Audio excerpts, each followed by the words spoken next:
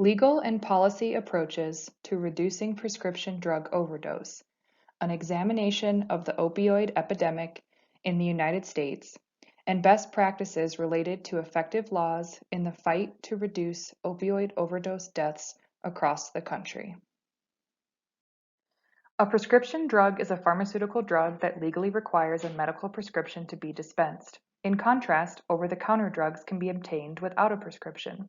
Some of the most commonly prescribed prescription drugs in the United States are antihypertensives, hypothyroidisms, antidiabetics, antidepressants, and anti-anxiety medications. Opioids are a class of drugs naturally found in the opium poppy plant and that work in the brain to produce a variety of effects, including the relief of pain. Prescription opioids can be used to treat moderate to severe pain and are often prescribed following surgery or injury or for health conditions such as cancer. Commonly prescribed opioids include oxycodone, or sometimes known as OxyContin, and hydrocodone, sometimes known as Vicodin. Fentanyl is a synthetic opioid 50 to 100 times more potent than morphine. Lastly, heroin is an illegal opioid. Opioid prescribing practices increased and peaked in 2012 and then began to decline. More than 191 million opioid prescriptions were dispensed to American patients in 2017. However, there is wide variation across states of opioid prescription rates as shown on the map. These variations are not related to underlying health status of the population. Dentists are the most frequent prescribers of opioids for individuals aged 10 to 19, usually following wisdom tooth removal. Adolescents exposed to opioids have a 33% higher risk of abusing prescription painkillers later in life. Additionally, primary care physicians and emergency department physicians are also high prescribers of opioids. Even more alarming than the dramatic changes in prescribing practices is the dramatic rise in opioid prescription overdose deaths. As many as 1 in 4 patients receiving long-term opioid therapy in a primary care setting struggle with opioid addiction. As shown on the slide, deaths from prescription opioids are increasing at a faster rate than any other major cause of death. In addition to the fact that prescription opioid overdose deaths have increased by approximately 600% in the past 3 decades, as well as the serious risks of addiction and abuse, the use of prescription opioids can also have a number of side effects, even when taken as directed. Some of the most common side effects are shown on the slide.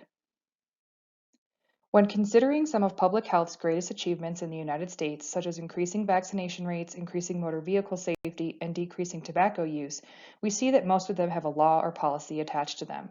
Therefore, promising and effective legal interventions will be explored to address the issue of prescription opioid overdose deaths.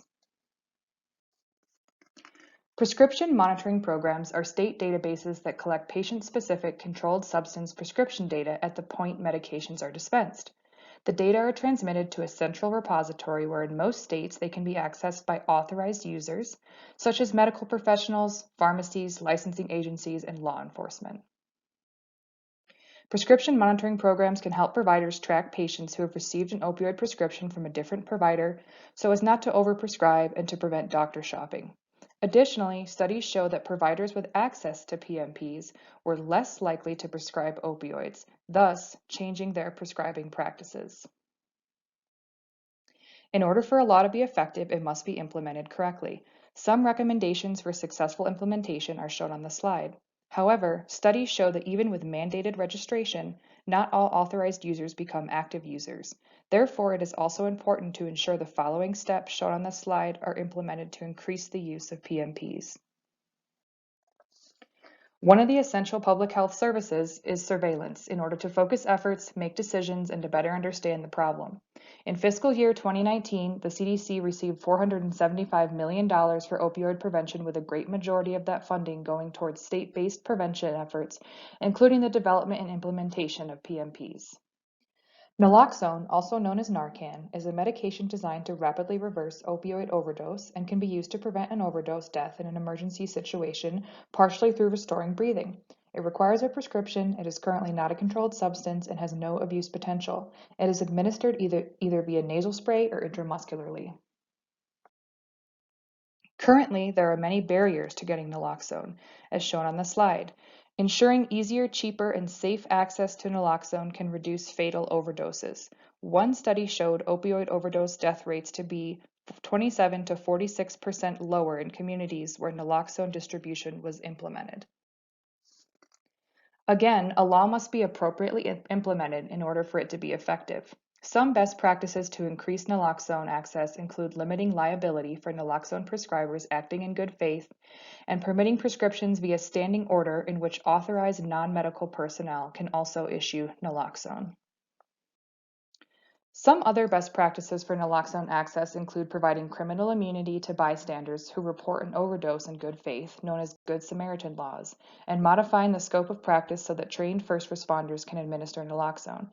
Here on the map, we can see the variations in states with and without these laws. Medical marijuana or cannabis can be an effective treatment for pain, greatly reduces the chance of dependence, and eliminates the risk of fatal overdose compared to opioid-based medications.